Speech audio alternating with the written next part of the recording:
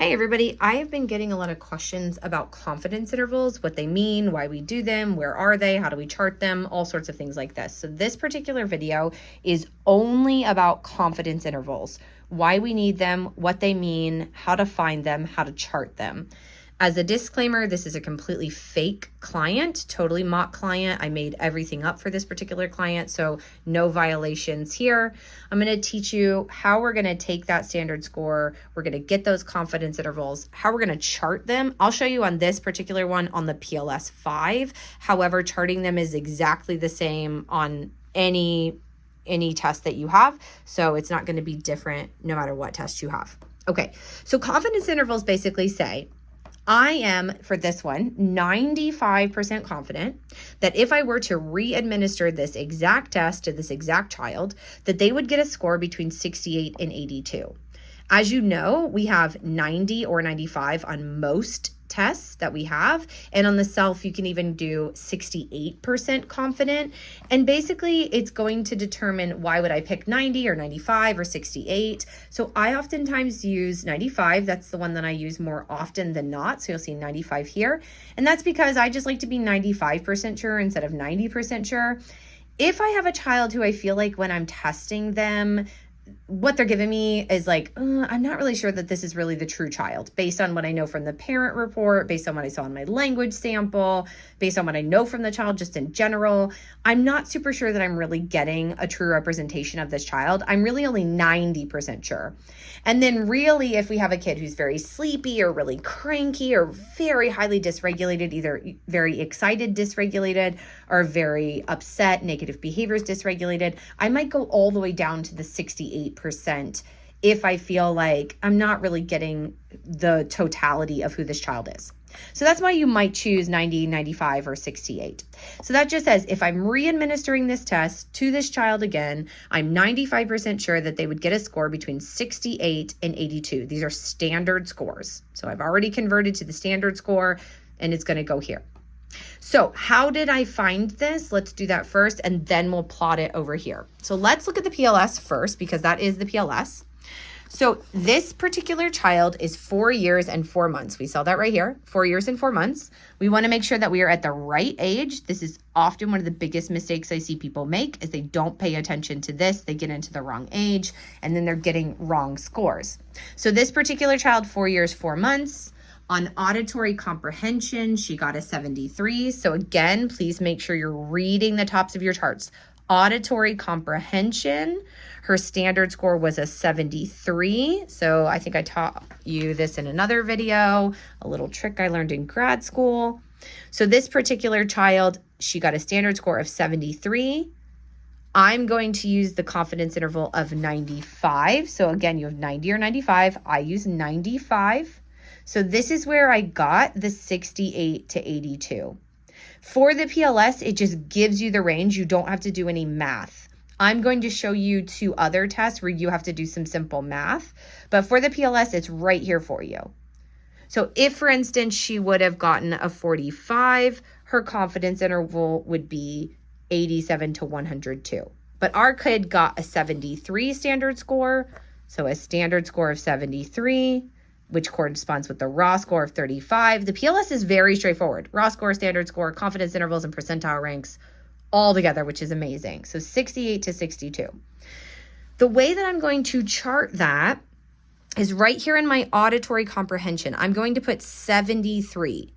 That's the score that she got. She got a 73.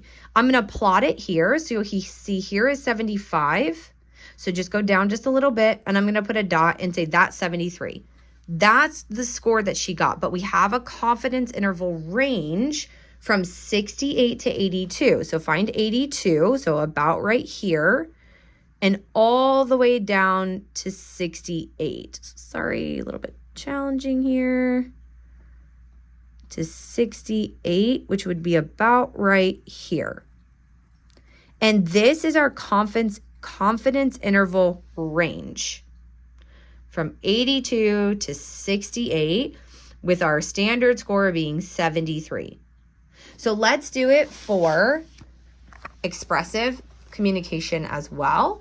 So her expressive communication, if we look on here, The standard score was 69. That's the standard, raw score 31. So let's go make sure we're in the right age, making sure we're on expressive communication. She has a standard score of 69. That matches that 31. 69. Again, using 95. We have to be consistent. You can't switch it. So she's going to have a confidence interval range of 64 to 78. 64 to 78. So you'll see that's already been charted here. 69 was the standard score. So 69 is the standard score. So we're going to plot the 69 right here, just below that 70. We're going to go up to 78. So just above that 75, 78. And we're going to go all the way down to 64. So that's the range for this particular child. All right. And then we're going to put them together so that the total score here, so your total language score is 69, and that's going to be identical to this one because it has the same, actually it's slightly different. Sorry, it is slightly different, 77 instead of 78, but slightly different, but it's going to be about the same range, and you'll chart them like that. And so that's what I meant by I said we're putting confidence intervals here. In a previous video, I was asked about that. Your standard score is going to go here, but then your confidence interval is the bracket around. And now what's really awesome is you can see we have this very clear representation of how this particular child is performing, keeping in mind that this purple is our average range. So we can see this child is performing just below average for her receptive auditory comprehension, but then she is very much below average on expressive and very much below average on her total language score. All right, so that's the PLS. Let's move on though, because I do want to show you a couple other tests that are not the PLS where you do have to do a little bit of math. So this particular one is the self. In this particular test, let's say you have a child who's 9 years, 11 months, 9 years, 0 to 9 years, 11. And let's say you gave this particular child the self, and of course, these are all of our subtests, so the word class, following directions, formulating sentences, so forth and so on. This entire middle section for the self are your raw scores, all your raw scores. And for your subtests, you're converting them to scaled scores. So just so you know, it's scaled scores. They're not called standard scores for the self. So for those subtests, you're going to take your raw score, convert them to scaled scores. And then your confidence intervals are going to be down here. Once you pick a confidence interval, you have to stick with it for every single subtest. You're not allowed to switch. So let's say this particular child got an 18 on word class. They got an 18 raw score, which is going to give them a scaled score of 6. So let me see if I can make this very clear for you. A 6 is going to be this child's scaled score for word classes. We go down here and we decide we're going to use that 95% confidence interval. And it has the number 2 here. For word class, it has the number 2. That means that we're going to do plus and minus 2 in order to find our confidence interval. So for this particular example, that would be 4 to 8 because it's, sorry about that. So here we go, 4 to 8 because 6 minus 2 is 4 and 6 plus 2 is 8. So now you would go to yourself, you would do the plot. 6 is the plot. Scaled scores, you won't be doing this. I apologize. Only for the standard scores do you plot it out. So you only plot out your receptive language, expressive language, linguistic concepts, those big concepts, not your subtests. You will need to put this range on the protocol, and there is a spot for it that says confidence interval. Which one did you pick? I picked 95, and now this is the range that I'm going to pick. It's going to be 4 to 6. If you would have picked 68%, it would have been plus or minus 1. So that would be 5 to 7 because you picked 68. And then you'll just go across and you'll see it's pretty consistent depending on which subtest, plus or minus 1 or 2. And of course, the final one is plus or minus 3, but that one's just different. But you always need to keep that in mind. So it's essentially plus or minus 1, 2, or 3 of this scaled score. And then it would also be the same if you're going to move into your receptive language, expressive language, so forth and so on. I'll show you that in just a second.